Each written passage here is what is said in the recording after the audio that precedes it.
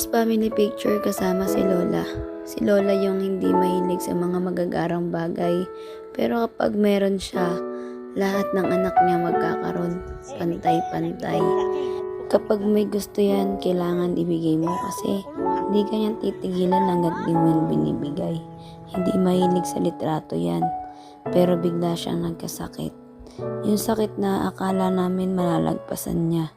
Biglaan yung pagkakasakit niya. Na nagpapakita siya ng lakas sa amin.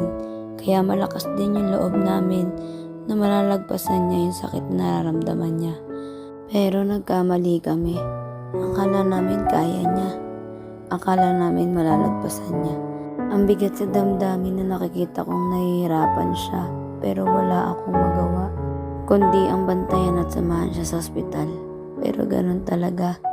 Lahat ay may katapusan. Sa pagkawala mo, Lola, lahat kami ay nalungkot.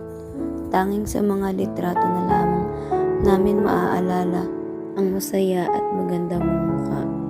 Biglaan man ang iyong pag-alis, lahat kami dito ay nagmamahal sa iyo ng labis. Hindi man kami makadalaw ng madalas. Alam ko, masaya ka kung nasan ka man ngayon dahil kasama mo si Lolo Elias. Lola, I miss you so much. Ikaw nag-iisang forever queen ng ating pamilya.